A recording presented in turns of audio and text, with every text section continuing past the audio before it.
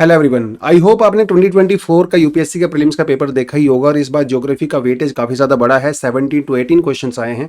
और जब हम लोग ज्योग्राफी की बात करते हैं तो यूजुअली जो हमारे सोर्सेज होते हैं तो आप एनसीईआरटी, जीसी लोग अपने क्लास नोट्स के ऊपर रिलाई कर सकते हो। उसके साथ साथ अगर आप प्रीवियस क्वेश्चन देखते हो तो वहाँ से भी कई क्वेश्चन आपका जो है रिपीट होते हुए नजर आते हैं, उनकी थीम आपको रिपीट होते हुए नजर आती है। इस बार भी ऐसा ही हुआ है। यूपीएससी ने ज्योग्राफी के सब्जेक्ट से जो सवाल पूछे हैं वो आपके एनसीईआरटी से आराम से सोल्व हो रहे थे। और इस वीडियो में मैं वही डिस्कशन करने वाला हूं कि कौन कौन से क्वेश्चंस कहां से आए हैं हमारी एनसीईआरटी से। उसके अलावा इन जनरल एक थोड़ा सा एनालिसिस हम लोगों ने इस एग्जाम का किया था कि पिछले साल के कंपैरेटिव में क्या क्या चेंजेस यहाँ पे आए हैं, कट ऑफ कितना जा सकता है। तो उस वीडियो को भी आप डेफिनेटली यहाँ पे देख सकते हो, चैनल पे जाओगे तो वीडियो आपको यहाँ पे मिल जाएगा। तो चलिए दोस्तों बढ़ते हैं पहले क्वेश्चन पे। और पहला क्वेश्चन हमारे यहाँ पे आता है, दैट इज क्वेश्चन नंबर 51। और इसकी स्टेटमेंट फर्स्ट क्या कहती है? The atmosphere is heated more by the incoming solar radiation then by the terrestrial radiations. Incoming solar radiation जो सन से आती हैं, टेरेस्ट्रियल रेडिएशंस वो होती हैं जो अर्थ उसको वापिस भेजती है। यानी कि जो सन से रेडिएशंस आती है हमारी अर्थ उसको दिन में एब्जॉर्व करती है, रात के टाइम में उसको एज अ टेरेस्ट्रियल रेडिएशंस उसको वापिस भेजती है। दूसरे स्टेटमेंट कहता है carbon dioxide and other greenhouse gases, जो कि कार्बन डाइऑक्साइड से अलग होती हैं, in the atmosphere are good absorber of the long wave radiations. What is the meaning of long wave radiations? Those radiations that are released from the earth surface, they are long wave radiations. देखिए जो long wave radiations होती हैं वो कम energy की होती हैं, जो short wave radiations होती है वो ज्यादा एनर्जी की होती है, ज्यादा फ्रीक्वेंसी से आती हैं। जो सन से रेडिएशंस आती हैं they are short wave, high energy high frequency radiations होती हैं। और वो जो इनकमिंग सोलर रेडिएशंस होती हैं जो सन से आती हैं, high energy radiations, they are not absorbed by the greenhouse gases, because greenhouse gases की कैपेसिटी के कंपैरिजन में वो बहुत स्ट्रांग होती हैं, लेकिन जो अर्थ से वापस जाती हैं उसको वो एब्जॉर्ब कर सकती हैं। And that is the primary property of the greenhouse gases, that they can absorb outgoing terrestrial radiations which are long wave radiations. और उसी से हमारा एटमॉस्फेयर यहां पे हीटअप होता है। तो फर्स्ट स्टेटमेंट आपकी यहां पे इनकरेक्ट हो जाती है, क्योंकि सन हमारा जो एटमॉस्फेयर है वो आउटगोइंग रेडिएशन से ज्यादा गर्म होता है, इनकमिंग सोलर रेडिएशन से नहीं होती है। हाँ, सेकंड स्टेटमेंट बिल्कुल आपकी करेक्ट है। Carbon dioxide and other greenhouse gases in the atmosphere are good absorber of the long radiations. So first statement आपकी यहाँ पे इनकरेक्ट हो जाती है, सेकंड स्टेटमेंट आपकी करेक्ट हो जाती है। देखा जाए तो सिंपल सा क्वेश्चन है, लेकिन यूपीएससी ने पूछा कहां से है? ये पूछा है आपकी एनसीईआरटी से, जो 11th की हमारी एनसीईआरटी है, फंडामेंटल ऑफ फिजिकल ज्योग्राफी। वहां से क्वेश्चन पूछा गया सीधा सीधा। आप यहां पे देखिए लिखा हुआ उसने टेरेस्ट्रियल रेडिएशंस के बारे में, the insolation received, insolation is a combination of 3 words, incoming solar radiation received by the earth is in the short wave forms and heats up its surface. The earth after being heated itself become a radiating body and it radiates energy to the atmosphere in a long wave form. जो अर्थ से जा रही है वो long wave की form में होती है। दिस एनर्जी मतलब जो लॉन्ग वेव रेडिएशन की एनर्जी होती है जो कि इंफ्रारेड की फॉर्म में होती है, this energy heats up the atmosphere from below, this process is known as terrestrial radiation. यही जो आपको बताया, यही स्टेटमेंट एग्जाम में बिल्कुल एज इट इज दिया हुआ है। यानी अर्थ से जो terrestrial radiation, long wave radiations आती हैं, they are responsible for the heating up of the atmosphere. आगे देखिए क्या कहता है, the long wave radiation is absorbed by the atmospheric gases which are particularly greenhouse gases such as carbon dioxide and other gases. Thus, the atmosphere is indirectly heated by the earth radiation. यही as it is statement आपके question में दिया हुआ है।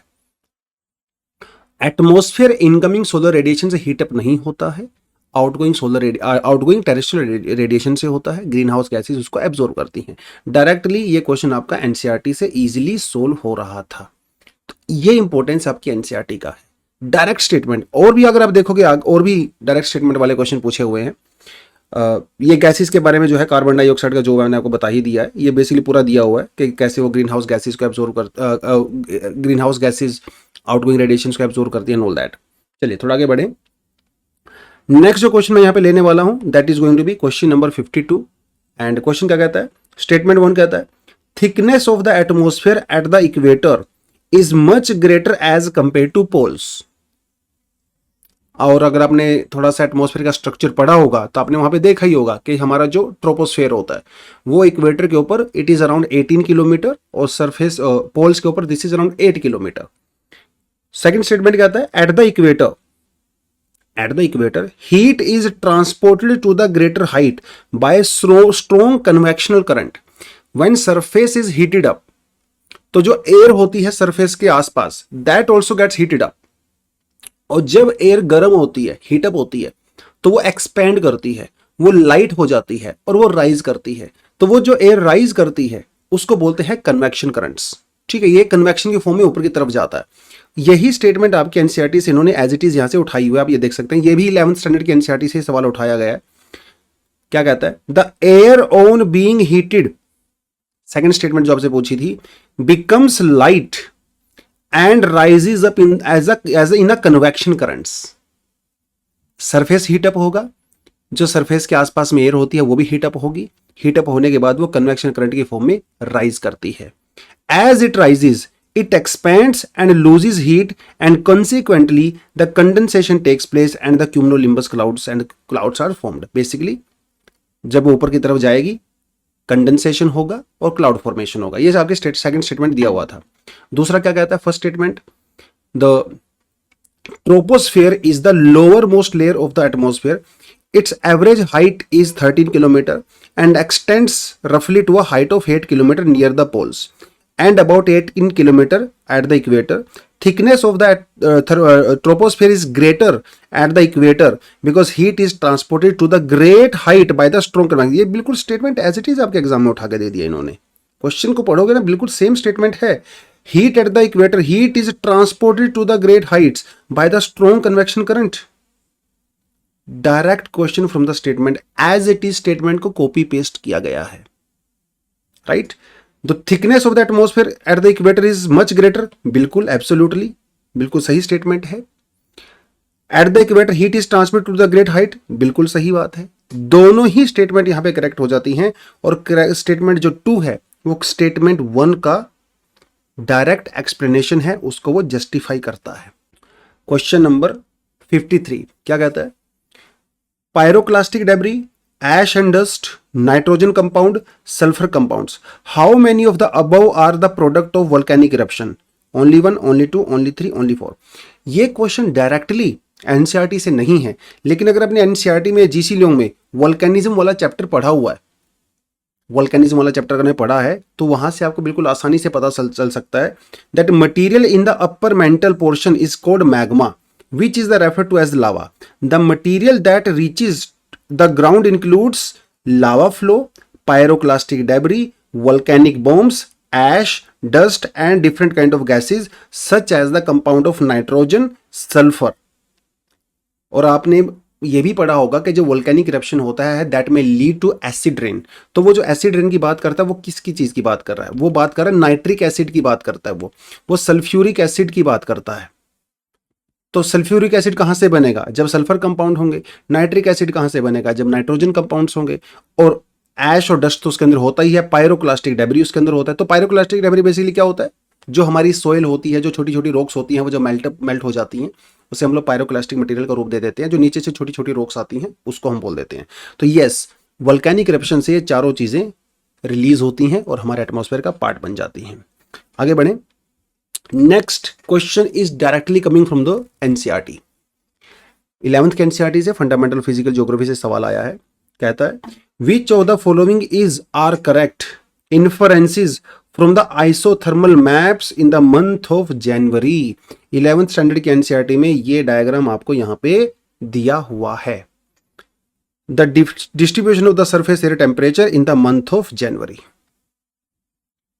तो जनवरी के month में अगर आप देखेंगे नदर्न हेमिस्फीयर में क्या हो रहा है, जो हमारी आइसोथर्मल जो लाइंस हैं, जिसे हम लोग आइसोथर्म कह रहे हैं, सेम टेम्परेचर वाली लाइन है, इनका करेक्टर आप देखिए क्या है. जब ये वाटर पे आती हैं तो ये नॉर्थ की तरफ शिफ्ट हो जाती हैं, और जब ये लैंड पे आती हैं तो ये साउथ की तरफ शिफ्ट हो जाती है, इक्वेटर की तरफ शिफ्ट हो जाती हैं. तो इसे हम लोग ऐसे एक्चुअली नॉर्थ और साउथ नहीं बोलते, इसे हम लोग इक्वेटर वर्ड या पोल वर्ड बोलते हैं. तो जब ये लैंड से वाटर की तरफ जाती हैं तो वो ऊपर की तरफ मूव होती हैं, और जब वो वाटर से लैंड की तरफ आती हैं तो नीचे इक्वेटर की तरफ शिफ्ट हो जाती हैं. ये सिंपल आप यहां पे देख सकते हो. और भी एक लिखा हुआ है यहां पे, in general the effect of the latitude on the temperature is well pronounced on the map as the isotherms are generally parallel to the latitudes. The deviation from its general trend is more pronounced in January than in July, especially in the northern hemisphere. आगे देखिए क्या कहता है, कह रहा है hence the effect of the land mass and the ocean currents are well pronounced. मतलब अगर लैंड मास नहीं होता, अगर ये डिफरेंसेस नहीं होते, तो आइसोथर्म इन जनरली हमारे लैटिट्यूड्स के पैरेलल होता, लेकिन क्योंकि यहाँ पे लैंड सी कॉन्ट्रास्ट होता है तो ये पैरेलल नहीं हो पाता। क्या कहता है, इन जनवरी, देखिए यहां से ही पैसे ने सवाल पूछा है, इन जनवरी सीधा सीधा लिखा हुआ है, in January the isotherms deviate to the north over the ocean. अभी अभी हम लोगों ने देखा ओशियन में वो नॉर्थ की तरफ डिविएट हो रहे हैं, and to the south over the continent. तो जब वो कॉन्टिनेंट्स पे आते हैं तो साउथ की तरफ डिविएट हो जाते हैं, लिखा हुआ साफ साफ। और यही स्टेटमेंट एज इट इज आपकी यहां पे क्वेश्चन में रिपीट हो रही है, isotherm deviate to the north over the ocean and to the south over the continent. Exact statement from the NCERT, it is absolutely correct statement. Second statement क्या कहता है, और ये भी यहीं से उठाई गई as it is, the presence of the warm ocean current, Gulf Stream and the North Atlantic Drift makes the northern Atlantic Ocean warmer. इस वर्ड के ऊपर फोकस करिए, यहां पे वार्मर लिख रहा है वो, and the isotherm bend towards the land. अब देखिए जरा exact statement, the presence of the cold ocean currents, gulf Stream and the North Atlantic drift, यहां पे वर्ड चेंज हो गया, एनसीईआरटी में लिखा हुआ यहां पे वार्म, यहां पे लिखा है कोल्ड, वर्ड चेंज कर दिया।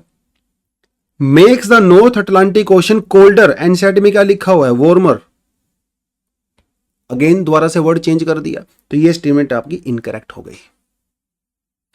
एग्जैक्टली डिटो एनसीईआरटी से क्वेश्चन आया हुआ है, तो only one is correct, two is incorrect. क्योंकि देखिए नॉर्थ अटलांटिक के अंदर क्या रहता है, आपका नॉर्थ अटलांटिक ड्रिफ्ट तो वार्म करंट होता है, कोल्ड करंट तो वहां पे नॉर्वेजियन करंट होता है, लैब्राडोर करंट होता है, तो वो तो कोल्ड होता है।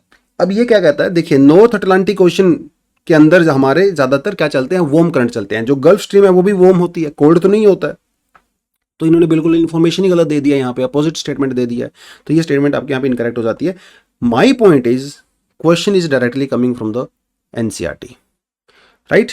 देखिए लिखा है ना, the gulf and the North Atlantic drift make the northern Atlantic Ocean warmer, exam में क्या लिखा हुआ है क्वेश्चन में, colder, and the isotherms bend towards the north over the land the temperature decreases sharply. ये तो चलो अलग से स्टेटमेंट हो गया, exact statement from the NCERT.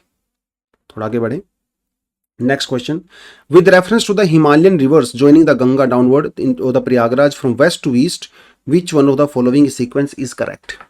बिल्कुल मैप बेस्ड क्वेश्चन है, आसान सा क्वेश्चन। अगर आप एनसीईआरटी में भी जाएंगे तो वहां पे भी एनसीईआरटी में अगर आप ड्रेनेज सिस्टम में जाते हो तो गंगा रिवर सिस्टम में ये पूरा साफ साफ लिखा हुआ है, that Ganga is joined by many tributaries from Himalayas, a few of them being major rivers such as the Yamuna, ghagra, Gandak and Kosi. तो इसने ये वेस्ट टू ईस्ट ही लिखा हुआ, अगर आप ऊपर देखोगे या एनसीईआरटी का ही डायग्राम दिया हुआ है यहाँ पे, और आप क्लियरली इसमें देखेंगे तो यहाँ पे ये हमारी गंगा जा रही है, गंगा में अब यहाँ पे देखें शारदा, घघरा, गंडक और कोसी। घंघरा, गंडक, कोसी आप वेस्ट टू ईस्ट याद रख सकते हो। यहाँ पे भी क्या दिया हुआ है, घघरा, गंडक, कोसी। ये सीक्वेंस किसी और स्टेटमेंट के अंदर नहीं है, यहाँ पे दिया हुआ है गोमती, कोसी, गंडक, तो घघरा यहाँ दे दिया, घघरा, कोसी, गंडक बिल्कुल भी नहीं। तो अगर आपको गोमती नहीं भी पता है तब भी आप घघरा, गंडक और कोसी से सीधा आंसर निकाल सकते हो। It was a very easy question, क्योंकि ड्रेनेज सिस्टम में आई थिंक इससे अच्छा सवाल नहीं पूछ सकता वो, क्योंकि जनरली जो हमारी मेजर ट्रिब्यूटरीज रिवर्स होती हैं उनकी ट्रिब्यूटरी तो हम याद करते ही हैं, west to east, east to west, left bank tributaries कौन सी हैं, राइट बैंक ट्रिब्यूटरीज कौन सी हैं। तो उस कॉन्टेक्स्ट में मैं मानता हूं कि आसान क्वेश्चन है, और अगर क्वेश्चन आपकी स्टैंडर्ड बुक से दिया होता है तो जनरली आप मान के चलें आसान होता है, क्योंकि ये तो हम लोग सबसे पहले पढ़ते हैं, ये तो हमारा प्राइमरी सोर्स होता है ना। इसमें तो हम लोग इसको मुश्किल नहीं मानेंगे बेसिकली, क्योंकि और घुमा फिरा के स्टेटमेंट भी नहीं है, डायरेक्ट स्टेटमेंट दिया हुआ है। चलिए आगे बढ़ते हैं, क्वेश्चन नंबर 857, स्टेटमेंट 1 क्या कहता है, rainfall is one of the reason for the weathering of rocks. What is the meaning of weathering? जब हमारी रॉक्स ब्रेक होती हैं, उनका डिसइंटीग्रेशन होता है ऑन द स्पॉट, उसे हम लोग वेदरिंग कहते हैं। अब ये वेदरिंग किसी भी वजह से हो सकते हैं, फिजिकल भी हो सकते हैं, मैकेनिकल, केमिकल, कुछ भी हो सकता है, राइट। बायोलॉजिकल भी हो सकता है। तो rainfall is one of the reason for the weathering of the rocks. Second statement कहता है rain water contains carbon dioxide in solution. तो क्या कार्बन डाइऑक्साइड वाटर के अंदर सोल्यूबल हो सकती है? बिल्कुल हो सकती है, क्योंकि वो calcium carbonate, calcium bicarbonate acids बनाती है। तो ये स्टेटमेंट यहाँ पे करेक्ट है। अगर आप 11th स्टैंडर्ड के एनसीईआरटी देखेंगे, वेदरिंग वाला चैप्टर, उस वेदरिंग वाले चैप्टर में ये स्टेटमेंट साफ साफ लिखी हुई है, साफ साफ स्टेटमेंट है। Oxidation occurs when there is a ready access to the atmosphere and the oxygenated water. Oxygenated water मतलब जिसके अंदर ऑक्सीजन मिक्स होता है। The minerals most commonly involved in this process are iron, manganese, sulphur. In the process of oxidation rock breakdown. और rock breakdown का मतलब क्या है? Weathering. Rock breakdown occurs due to disturbance caused by the addition of oxygen. ठीक है। Red color of the iron upon oxidation turns into brown and yellow when oxidized mineral are placed in an environment where oxygen is absent, reduction takes place। यानी कि जिस rain water के अंदर oxygen soluble होता है वो भी breakdown कर सकता है हमारे रॉक्स का, स्पेशली ऐसी रॉक्स जिसके अंदर आयरन कंटेंट होता है, सल्फर कंटेंट होता है, क्योंकि उनका ऑक्सीडेशन करना बड़ा आसान होता है। आप यहाँ पे एक और स्टेटमेंट पढ़िए जरा, जो यहाँ पे दिया हुआ है। Reduction act, hydration, oxygen and the reduction act on the rocks to decompose, dissolve और reduce them to a fine clastic state through chemical reaction by the oxygen, surface and the soil water and other acids. Water and air, सब लिखा हुआ है, water and air, oxygen and carbon dioxide along with heat must be present to speed up all chemical reactions। यानी कि carbon dioxide या फिर oxygen जब हमारी वाटर के अंदर सोल्यूबल होते हैं, मिक्सअप हो जाते हैं, तो वो ब्रेक डाउन करते हैं, ऑक्सीडेशन के लिए रिस्पॉन्सिबल होते हैं। और वही स्टेटमेंट यहाँ पे इन्होंने दिया हुआ है। कार्बन डाइऑक्साइड जब रेन वाटर के अंदर सोल्यूबल होती है, it can lead to weathering.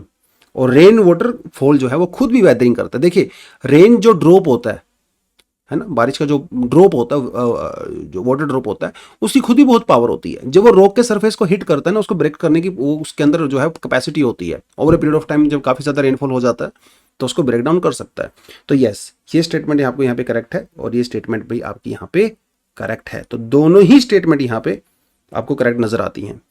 अब चलते हैं थर्ड स्टेटमेंट पे। Rain water contains atmospheric oxygen. अभी तो हम लोगों ने पढ़ा कि रेन वाटर जो है वो ऑक्सीजन भी कैरी करता है। दो जगह यहां पे लिखा हुआ है, कार्बन डाइऑक्साइड एंड ऑक्सीजन लिखा हुआ ना साफ साफ, ये देखिए जरा। यस, ये स्टेटमेंट आपकी करेक्ट है। तो rain water contains atmospheric oxygen. ठीक है, तीनों स्टेटमेंट है। Rainfall is one of the reason of the weathering, बिल्कुल।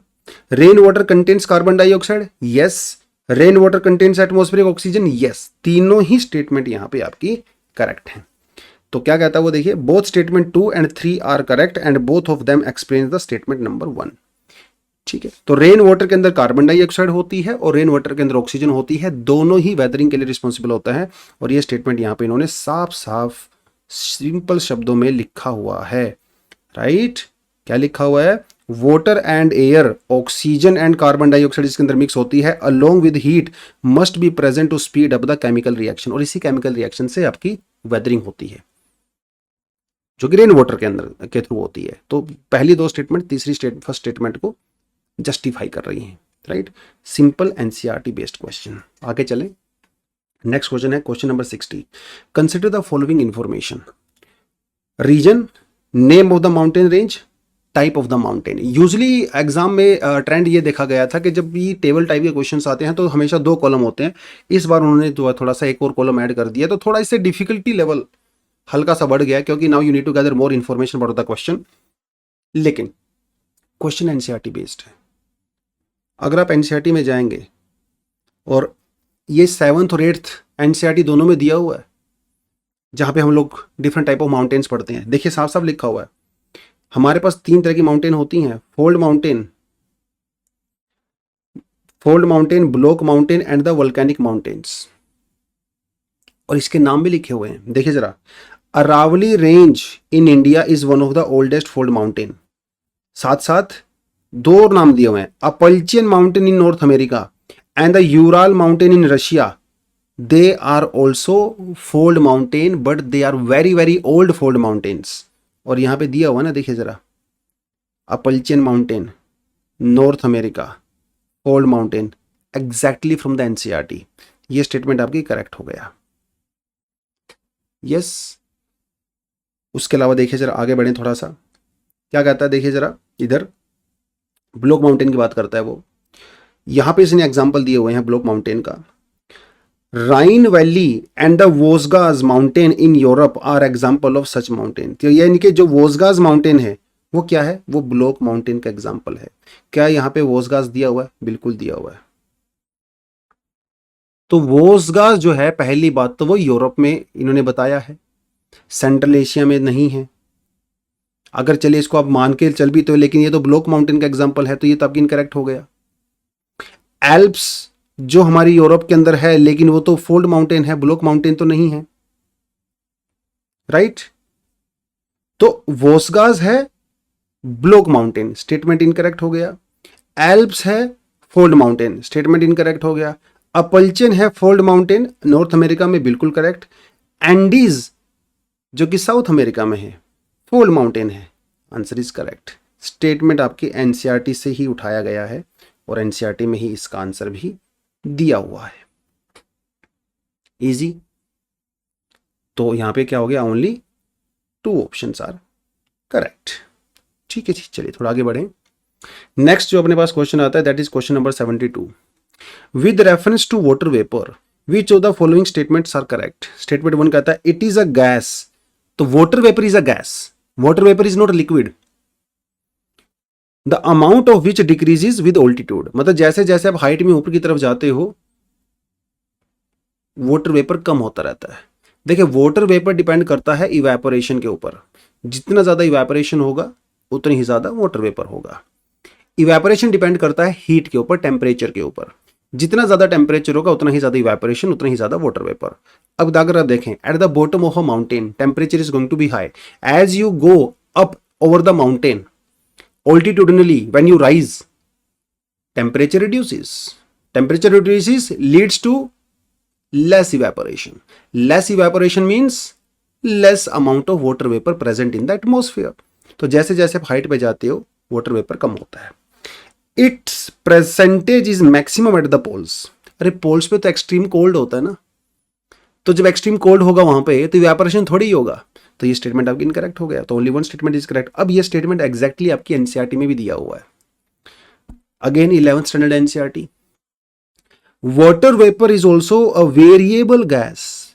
फर्स्ट स्टेटमेंट यहीं से उठाया गया है, water vapour is a variable gas in the atmosphere. ठीक है जी। विच डिक्रीजेज विद ऑल्टीट्यूड दिया हुआ ना, विच डिक्रीजेज विद ऑल्टीट्यूड, महंगे जैसे जैसे माउंटेन में ऊपर जाते हो कम होता है, और ये गैस है। आपका पूरा क्वेश्चन यहीं से सोल्व हो रहा है, पूरा क्वेश्चन यहीं से सोल्व हो रहा है, राइट। तो पहली स्टेटमेंट तो यहां से दिया। दूसरी स्टेटमेंट देखे जरा क्या लिखा हुआ है। लिखा हुआ है in the dry and the cold areas of the desert and the polar regions it may be less than 1% of the air. Water vapour also decreases from equator towards the pole. Equator से pole की तरफ जाते हो तो water vapour कम होते हैं। साफ साफ एनसीईआरटी का स्टेटमेंट है, क्वेश्चन में एग्जैक्टली ही पूछा गया है। लेकिन ये तो इनकरेक्ट है, क्योंकि पोल्स की तरफ आप जाते हो तो वाटर वेपर कम होते हैं, ज्यादा नहीं होते हैं। तो only 1 statement is correct, right. NCERT based question again. Next पे बढ़ते हैं। देखिए ये भी एनसीईआरटी बेस्ड ही है। Consider the following description. Annual and daily range of temperature is low. ठीक है, इसका मतलब साल भर वहां पे रेनफॉल एक जैसा होता है, तभी तो रेंज लो होती है। Precipitation occurs throughout the year, साल भर रेनफॉल होता है, कोई खास सीजन वहां पे होते नहीं है। Precipitation varies between 50 centimetre to 50 centimetre. पहली 2 स्टेटमेंट देखो आपको ऐसा लग रहा होगा कि इक्वेटोरियल क्लाइमेट की बात कर रहा है, बट आपको यह भी पता है कि इक्वेटोरियल टाइप ऑफ क्लाइमेट में रेनफॉल हमेशा बहुत ज्यादा होता है, और ये दिखा रहा है आपको 50 सेंटीमीटर टू 50 सेंटीमीटर। अरे इक्वेटोरियल रेन फॉरेस्ट जहां होते हैं वहां तो हमेशा 200 सेंटीमीटर प्लस टेम्परेचर जो रेनफॉल होता है, 50 सेंटीमीटर का तो वहां पे सवाल ही पैदा नहीं होता। तो first 2 statement actually indicates that answer could be equatorial type of climate, but third statement is saying something else. उसके लिए आपको अपनी एनसीईआरटी पे जाना पड़ेगा। एनसीईआरटी में जब आप कोपन क्लासिफिकेशन पढ़ते हो वहां पे देखिए जरा, marine west coast climate, marine है मतलब कोस्टल एरिया है, ठीक है, वहां का इन्होंने एग्जांपल दिया हुआ है। तो इन्होंने साइट भी दिया हुआ है basically, north western Europe, west coast of North America, north of California, southern Chile, वो सब दिया हुआ है। अब देखिए, due to the marine influence, मतलब ये कोस्टल एरिया है, वाटर की प्रेजेंस की वजह से, due to the marine influence the temperature is moderate and in winter it is warmer than of its latitude. मतलब विंटर में टेम्परेचर बहुत नहीं कम होता है, मॉडरेट टेम्परेचर रहता है। इसका मतलब जो टेम्परेचर की रेंज है वो ज्यादा नहीं है, क्योंकि इसके अंदर मरीन इंपैक्ट आ जाता है। जैसे हम मुंबई की बात करें, चेन्नई की बात करें, क्योंकि वो ओशन के पास में होते हैं तो वहां पे ज्यादा गर्मी सर्दी नहीं होती है। जैसे जैसे आप ओशन से दूर जाते हो तो ये कॉन्ट्रास्ट बढ़ता रहता है।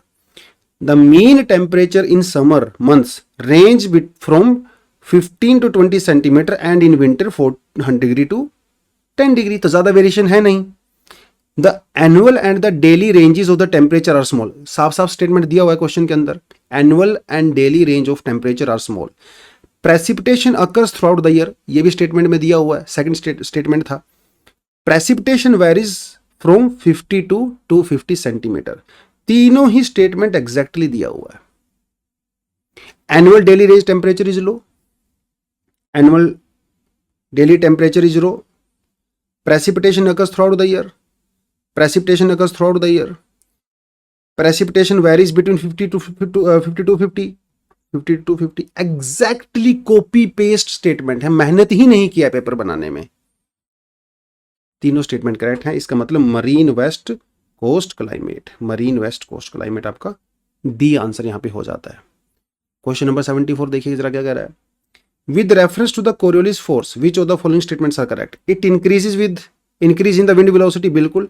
It is maximum at the pole and absent at the equator, बिल्कुल सही बात है। इक्वेटर पे तो कोरियोलिस फोर्स होता ही नहीं है, इसलिए तो वहां पे साइक्लोन जनरेट नहीं होते, तो दोनों ही स्टेटमेंट करेक्ट हैं। क्या ये स्टेटमेंट एनसीईआरटी में दिया हुआ है? बिल्कुल दिया हुआ है। Again 11th standard NCERT, to the left of the southern hemisphere. Anyways आगे देखिए, the deflection is more when the wind velocity is high, first statement दिया हुआ था। The Coriolis force is directly proportional to the angle of the latitude, it is maximum at the poles and absent at the equator, दोनों ही statement दिया हुआ ना, maximum at the pole, absent, exactly copy paste statement है NCERT से, exactly copy paste, तो दोनों ही स्टेटमेंट यहां पे करेक्ट हो जाती है। आगे चले। On June 21 last year, every year which of the following latitude experience the sunlight of the more than 12 hours? जब सनलाइट 12 आवर से ज्यादा होती है इसका मतलब वहां पे समर है, जब सनलाइट 12 आवर से कम होती है इसका मतलब वहां पे विंटर है। 21 जून जो कि आज है, आज हम लोग एनालिसिस कर रहे हैं, बेसिकली आज 21 जून ही है, जिसे हम लोग इंटरनेशनल योगा डे के रूप में मनाते हैं। ये समर सोलिस्टिस होता है, तो नॉर्दर्न हेमिस्फीयर के अंदर समर होती है और यहाँ पे दिन 12 घंटे से ज्यादा का होता है, maximum length of the day होती है 21 जून को। और क्योंकि जो आर्कटिक सर्कल होता है वो भी नॉर्दर्न हेमिस्फीयर के अंदर ही होता है, तो यहाँ पे भी जो दिन है वो 12 घंटे से ज्यादा का होता है। अब क्या ये स्टेटमेंट आपके एनसीईआरटी में दिया हुआ है? एग्जैक्टली दिया हुआ है, देखिए जरा पढ़िए क्या कहता है। The areas near the poles receive less heat as the rays of the sun are slanting. The North Pole is inclined towards the sun, and the places beyond the Arctic Circle experience continuous daylight for about 6 months. 6 महीने continuously sunlight होता है आपके Arctic circle पे। तो जब 6 महीने continuously होगा ही, दिन में भी रात में भी, वहां दिनों रात होता ही नहीं है, 6 महीने सनलाइट होती है, तो 12 घंटे से ज्यादा तो अपने आप ही हो गया।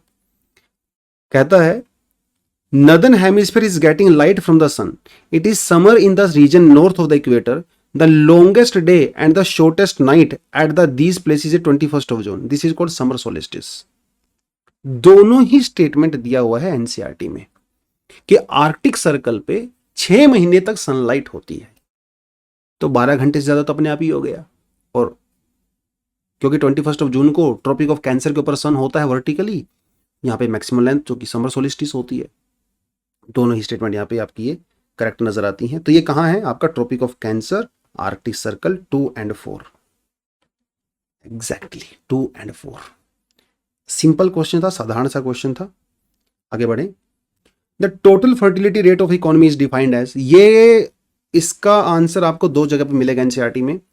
एक जगह पे आपको मिलेगा 11th की जो सेकंड जो एनसीईआरटी है वहाँ पे भी थोड़ा मेंशन है, लेकिन जो 12th की एनसीईआरटी है फंडामेंटल ऑफ ह्यूमन ज्योग्राफी, वहाँ पे ये एग्जैक्टली स्टेटमेंट दिया हुआ है कि जो टोटल फर्टिलिटी रेट क्या होता है, एक वीमन अपने रिप्रोडक्टिव लाइफ टाइम में कितने बेबी डिलीवर करती है, वो एक टोटल फर्टिलिटी रेट होता है।